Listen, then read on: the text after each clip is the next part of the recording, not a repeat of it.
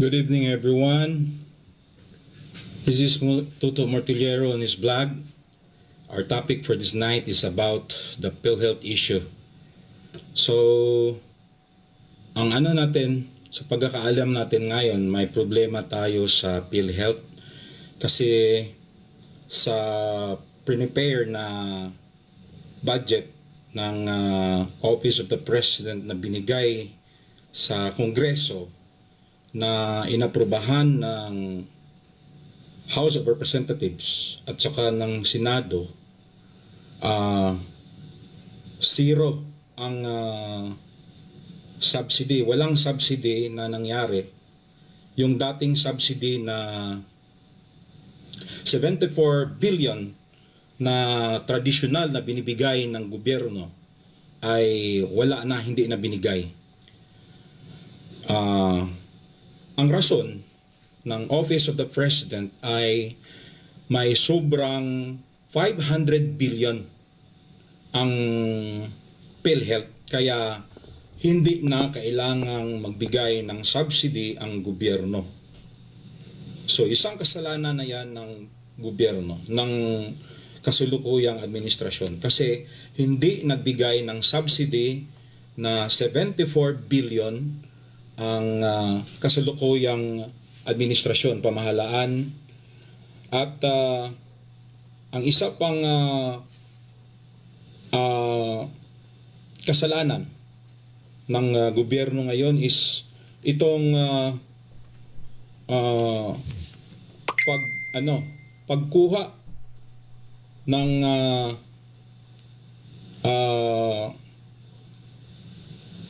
parte ng 500 billion na surplus ng PhilHealth na magkakahalaga ng more or less 80 billion to 100 billion na itatransfer ngayon sa Department of Finance. Kasi ang sabi ng Office of the President through the Department of Finance, itong surplus na ito, gagamitin ito sa social services, sa infrastructure projects at saka sa health services. Ang isa pang problema, isa pang kasalanan ng gobyerno is itong pagpapataas ng monthly contributions sa mga may mga heart ailments na miyembro ng PhilHealth. At saka itong latest na 138 million na budget para sa kanilang Christmas party sa PhilHealth. Nagpataas, meron daw surplus, kaya itinatransfer yung pera sa ibang departments ng gobyerno, pero nagpapataas ng monthly contribution sa mga may mga heart problems. Paano mo matawag dito, ma-met yung logic na sobra daw pero nangangailangan ng mas mataas na contribution. At saka dahil sobra yung nila Christmas party, 138 million yung tawag dito, yung budget. That's abuse of power, di ba, on the part of PhilHealth. At saka itong sinasabi ng Office of the President na itatransfer sa ibang sangay ng gobyerno yung surplus. So may mga 80 plus billion hanggang 110 billion ililipat sa ibang sa ibang sangay ng gobyerno. That is legal. That is legal as per second paragraph of Article 6, Section 25, Paragraph 5. Second part.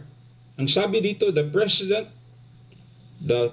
of the Senate, the Speaker of the House of the Representatives, the Chief Justice of the Supreme Court, and the heads of the Constitutional Commissions may by law be authorized to augment any item in the General Appropriations Law for the respective offices from savings in other items of their respective appropriations.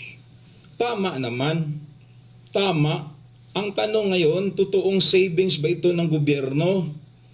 Kasi galing ito sa private pockets ng mga miyembro ng PhilHealth.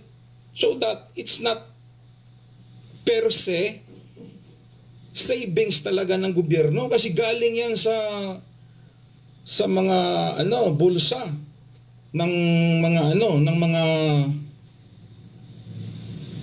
mga tawag dito, mga miyembro ng PhilHealth, di ba?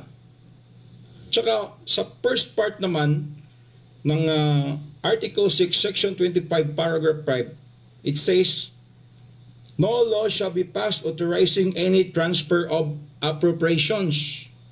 Walang batas na nagsasaad na itatransfer yung savings, di ba? So based on this first paragraph ng Section 25, Part 5, illegal ang ginagawa ngayon ng Department of Finance at ng Office of the President. Granting for the sake of argument na tama ito, hindi morally right. Bakit? Kung meron kang manservant, sasabihin mo na magpabili ka ng suka, 1 galon na suka, pagdating niya, nagdala siya ng 3 kilo ng asukal, hindi tama yun. Parang ganyan lang kasi yung rason ng PhilHealth ay para sa para sa health services yun, para sa mga members na nagkakasakit. Hindi yun pwede sa public works and social services. 'Di ba? Ganyan lang kasimple. Ngayon, dahil sa mga nangyayari ngayon, yung pag-transfer sa ibang departamento ng sobra ng PhilHealth, yung hindi pagbigay ng subsidy, yung pagpataas ng monthly contribution sa mga may mga sakit sa heart, at saka itong tawag dito yung budget nila sa Christmas party na sobra-sobra parang may abuse of power talaga. Kaya ako'y nananawagan sa mga may kapangyarihan na dapat sana pagbigyan nila ng pansin ang membro ng ating PhilHealth. Kasi nagbabayad sila dyan para balang araw kung magkakasakit sila, somehow itong fund na to magagamit nila. Hindi pwedeng ilipat yan. Hindi pwedeng ilipat para sa social services at saka sa tawag dito sa public works. Kasi hindi yan in line sa purpose ng PhilHealth. Di ba? Ganyan lang kasimple. So dapat sana pagtuunan ito ng pansin ng mga nasa kapangyarihan kasi kawawa yung membro ng PhilHealth natin, binabayaran nila yan, dapat bigyan sila ng hustisya.